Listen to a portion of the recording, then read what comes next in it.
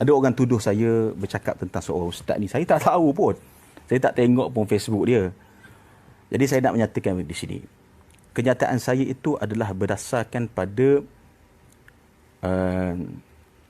pertubuhan di negara luar dan kesannya ada berlaku di negara kita di Malaysia, iaitu mereka ini kumpul duit derma tetapi derma itu tidak disalurkan dengan betul dan juga dibelanjakan untuk kepentingan pemilik pertubuhan tersebut. Okey. Manakala tentang ustaz yang ditanyakan kepada saya tak tahu langsung pasal dia dan saya tidak pernah berjumpa dengan dia pun, maka bukanlah ditujukan kepada dia. Okey? Serta masalah.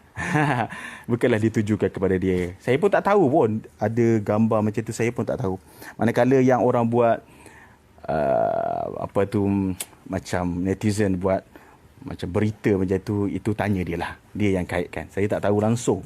Saya sebut ni, demi Allah saya tak tahu pun yang dimaksudkan, ustaz yang dimaksudkan itu menayangkan gambar-gambar dan video-video. Saya tak tahu pun masa ketika saya sebut tu. Saya hanya fokus saya pada fatwa ulama Mesir mengharamkan tayangan gambar, video orang-orang miskin yang diberi bantuan kerana akan memalukan mereka.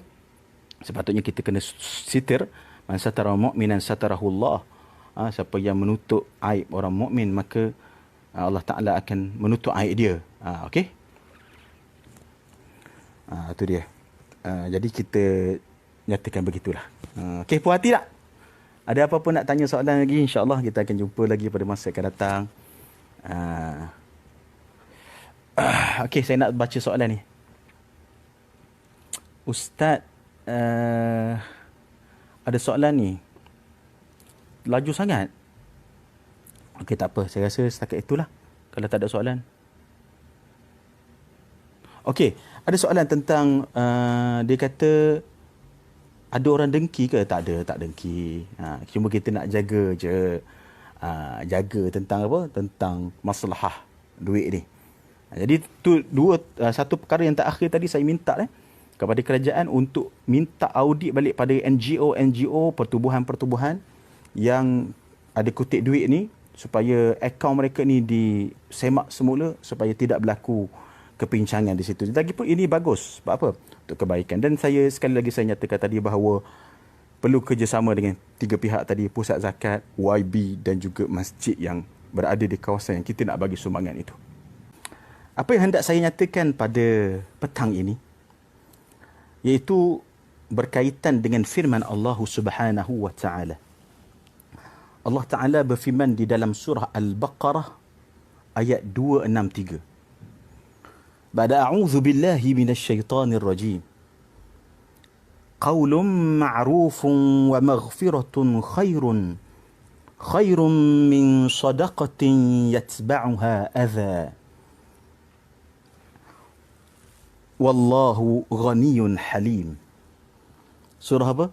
Surah Al-Baqarah ayat 263. Ingat tu baik-baik. Ni dalil hujjah dah. Yang bermaksud kata-kata yang baik dan juga keampunan dan kemaafan itu lebih baik daripada sedekah, yang daripada sedekah itu menghasilkan kesakitan dan memalukan orang yang disedekah. Ini Allah yang bagi tahu dalam surah apa? Al-Baqarah 263. Allah Ta'ala murka dan cela perbuatan mana-mana orang, saya ataupun sesiapa sahaja yang bersedekah tetapi menyakitkan hati orang yang disedekahkan itu. Iaitu menyakitkan hati orang fakir, menyakitkan hati orang miskin.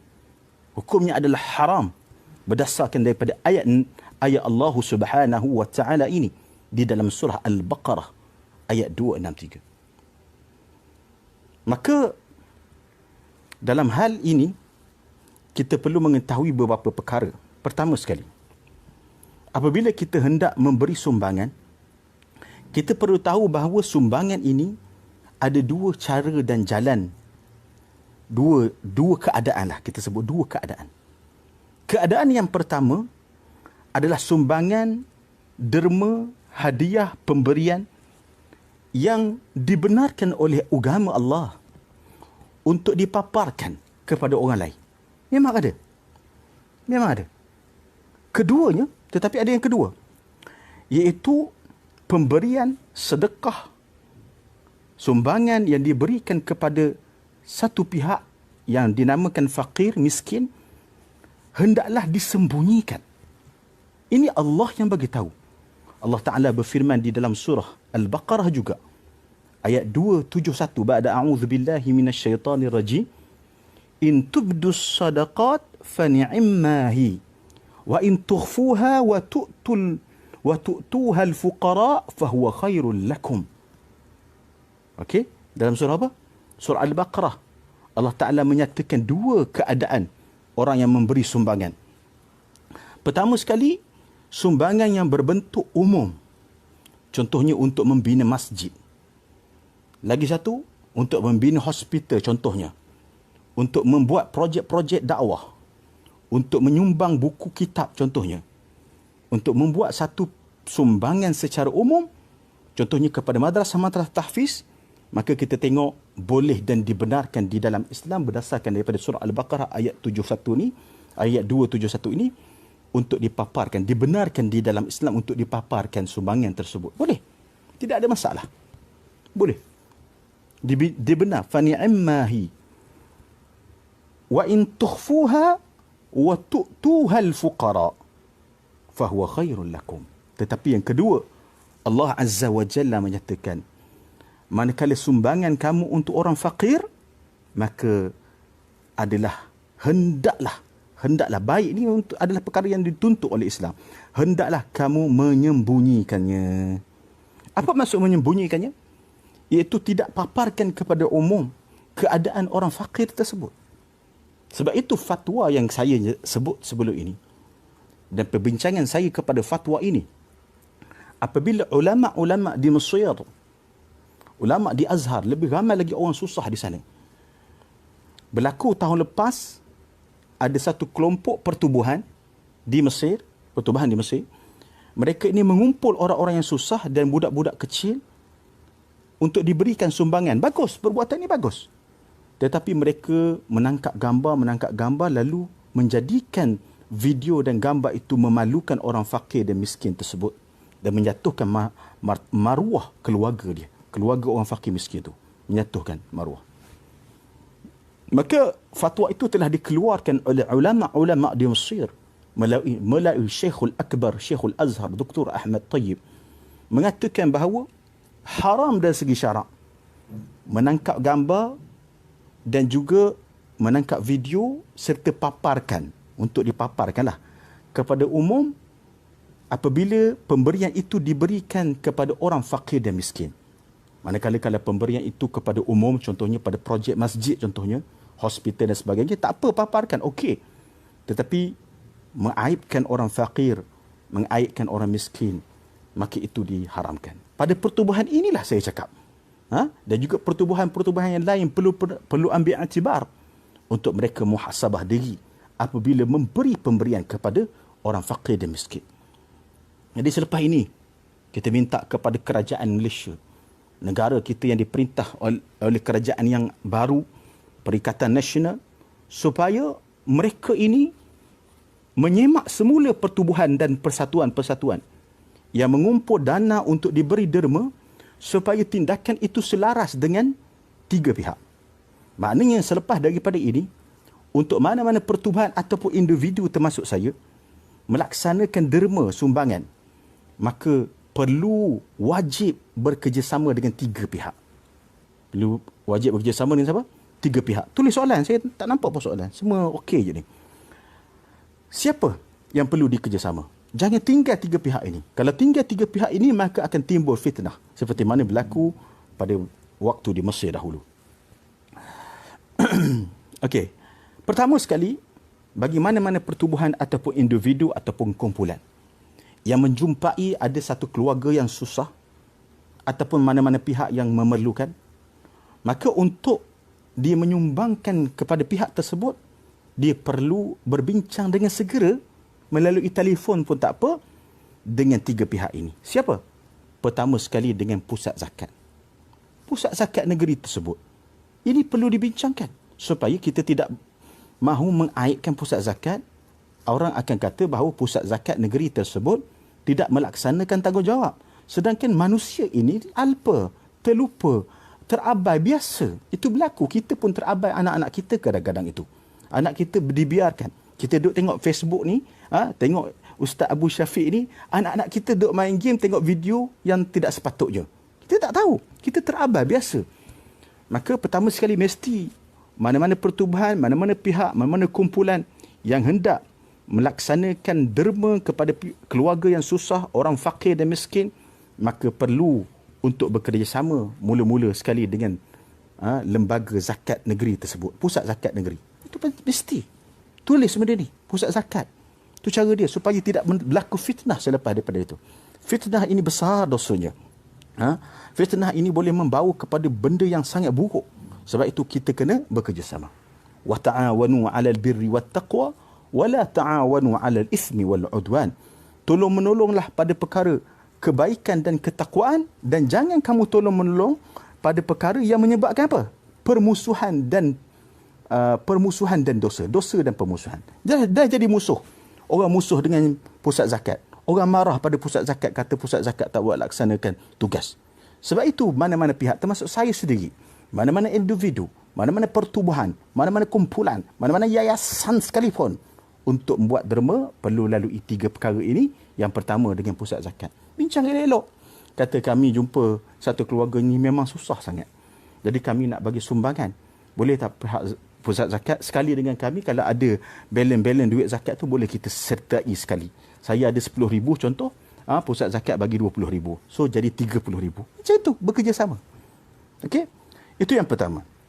Keduanya, untuk mana-mana pertubuhan, individu, yayasan, orang persendirian, untuk memberi derma kepada mana-mana pihak, dia perlu bekerjasama juga dengan pihak yang kedua. Waktu yang sama tadi saya kata 3 kan. Yang pertama pusat zakat. Keduanya adalah dengan pihak masjid itu. Masjid yang berada di kawasan tu. Mesti bincang dulu dengan pihak masjid itu. Mesti discuss dulu dengan masjid itu. Tak perlu minit mesyuarat, meeting yang lama, tidak perlu. Perlu telefon cukup lah. Telefon imam, telefon pengurusi masjid. Settle masalah. Bincang dengan dia. Kami jumpa rumah ni Tuan Haji, imam.